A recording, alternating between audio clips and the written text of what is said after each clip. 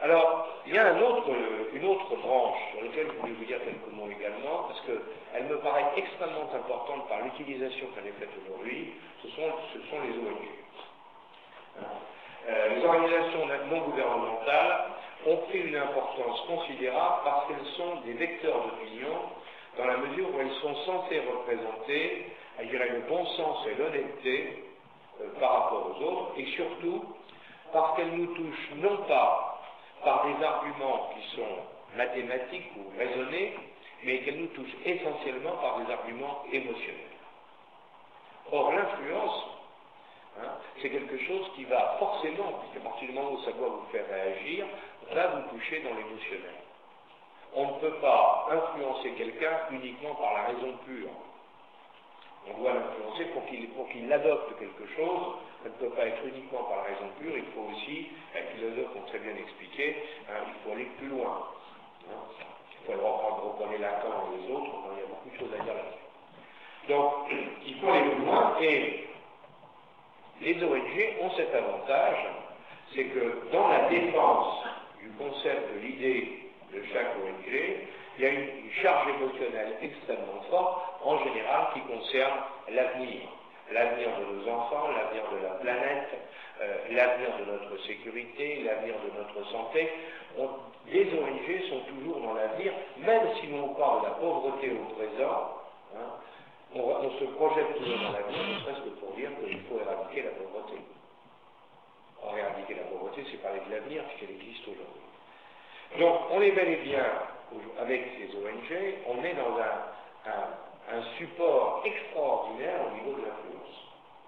Et on s'en aperçoit très bien. Et un certain nombre d'entreprises,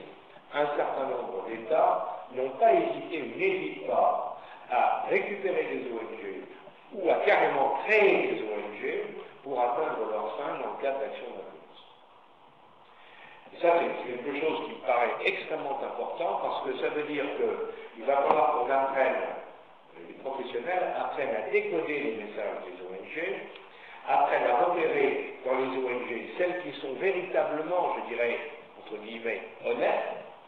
et celles au contraire qui sont totalement manipulées dans un but que nous ne connaissons pas forcément, mais que les fondateurs ou les créateurs, eux, ont parfaitement identifié, puisque c'est pour ça qu'ils ont créé les ONG. Alors, les estimations, mais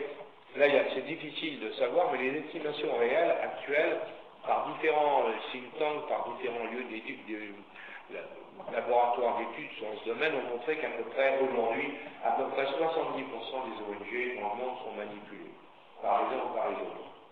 Bon, ce qui veut dire que nous sommes effectivement là, dans un champ d'action d'influence extrêmement important, et sur lequel je crois qu'il va falloir, au niveau de la recherche, il va falloir se pencher très sérieusement,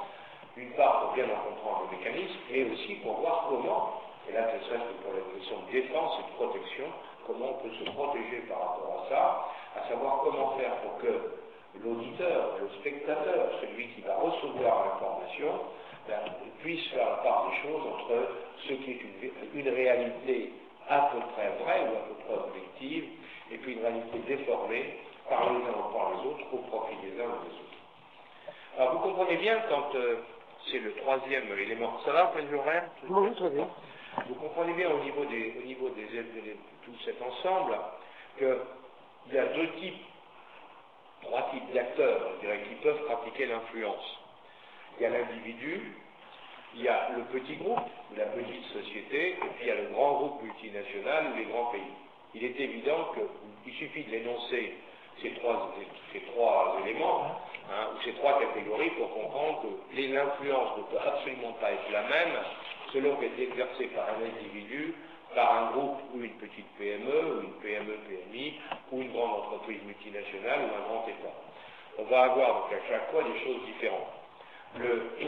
On voit au niveau influence que les grandes multinationales, les grandes sociétés multinationales, les 150 multinationales les plus riches au monde, qui sont plus riches que 150 États dans le monde sur les 200 existants, celles-là, elles font leur propre politique d'influence, elles ne se gênent pas pour le faire, puisque à travers ces politiques d'influence, elles vont chercher à améliorer leur image, on revient au problème d'image,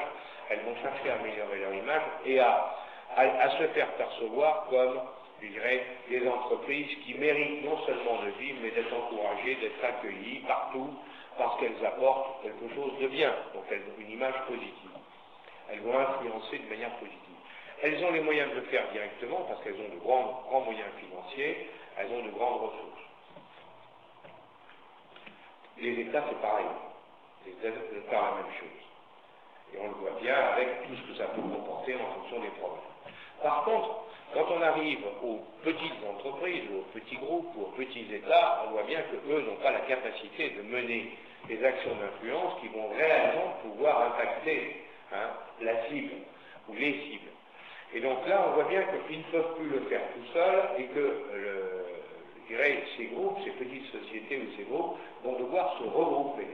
Et là, on rentre dans un phénomène d'influence de groupes, d'ensemble, ou de groupes spécialisés, où là, on va donc, il va falloir que les entreprises ou les petits États concernés se mettent d'accord entre eux pour se donner des objectifs consensuels entre tout le monde. Donc on va avoir un message qui est affadique, et donc qui est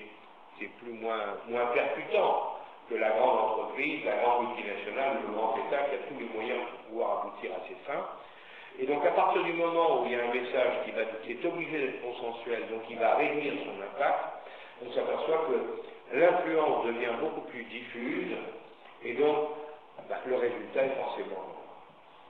Ce qui est intéressant de voir, c'est que lorsqu'on descend un peu plus bas, et les dernières études faites là-dessus par les gens que je citais tout à l'heure l'ont montré, je pense en particulier à Delvec et à Huyghe, lorsqu'on descend à l'individu, alors là on tombe dans autre chose. Parce que, et là on revient presque dans l'histoire du monde, un individu seul, mais qui est capable, qui a des idées, qui est capable de défendre ses idées, à partir du moment où ces idées ont un substrat qui correspond à ceux qui l'entendent en partie,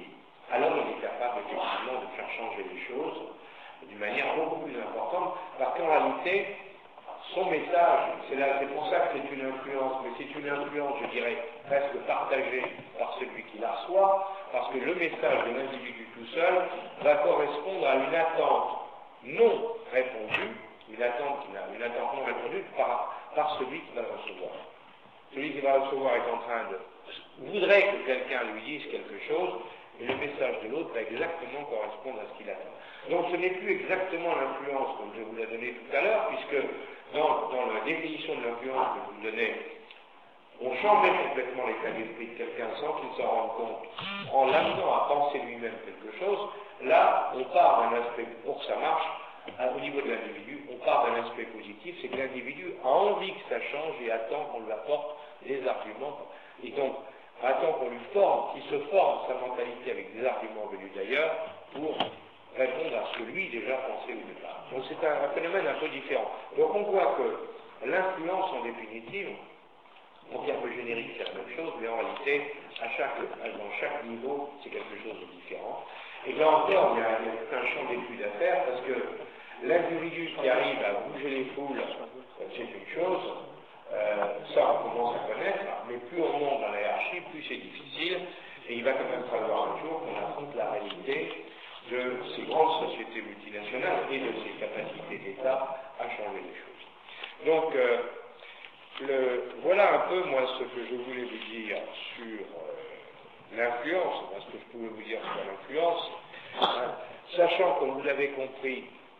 que pour pouvoir le faire, c'est là-dessus que je voudrais un peu conclure, si vous voulez, pour pouvoir faire de l'influence, il faut avoir une parfaite connaissance de sa cible. Et on revient à l'intelligence économique. Et il faut non seulement avoir une parfaite connaissance de sa cible telle qu'elle est aujourd'hui, mais de sa cible en évolution. Moi, ce que je dis toujours, il faut substituer à la photo, il faut substituer la vidéo, et c'est une des caractéristiques de l'intelligence économique, c'est-à-dire qu'on ne peut pas se contenter d'une vision à l'instant T, il faut avoir une vision en mouvement. Une vision en mouvement, et donc pour l'influence, il faut bien comprendre tout ce qu'il y a à l'intérieur de l'individu ou de la cible, et pour ça, eh bien, il va falloir aller chercher les informations. Donc on revient toujours, il va falloir analyser non seulement l'individu, mais son environnement, il va falloir comprendre ses attentes, Il va falloir saisir toutes les opportunités qui passent et qui permettront d'aller jusqu'à l'intérieur de lui-même, pour le toucher au cœur de lui-même et le faire réagir, le faire, je dirais, digérer ce que vous lui envoyez comme message pour qu'il vous le ressorte à sa manière et dans le sens que vous avez souhaité. Donc là-dessus, l'intelligence économique, avec les processus d'intelligence économique de la prospective jusqu'à la fin, jusqu'à la diffusion de l'information, sont essentiels. Et donc, je pense que c'est un nouveau champ de recherche. Après la partie, je dirais, veille et analyse, après la partie sécurité qui nous a beaucoup occupés, je pense qu'aujourd'hui, l'influence est certainement le champ le plus intéressant à explorer parce qu'il est relativement nouveau. Comme je disais au départ, beaucoup de gens en parlent, peu de gens savent vraiment ce que c'est, peu de gens en tirent les conséquences. Je constate que les Américains et les Anglais, chez les militaires, dans ce qu'ils appellent les opérations psychologiques, les psyops, ont travaillé là-dessus, mais de manière incomplète, parce qu'ils restent quand même dans la tendance de la propagande dont je parlais tout à l'heure, et ils ne vont pas jusqu'au bout de la démarche, au bout de la réflexion. Et donc là, nous avons des vrais travaux à faire, parce que je suis personnellement convaincu, pour avoir un peu réfléchi à ça, en avoir parlé avec beaucoup de monde un peu partout, je veux dire,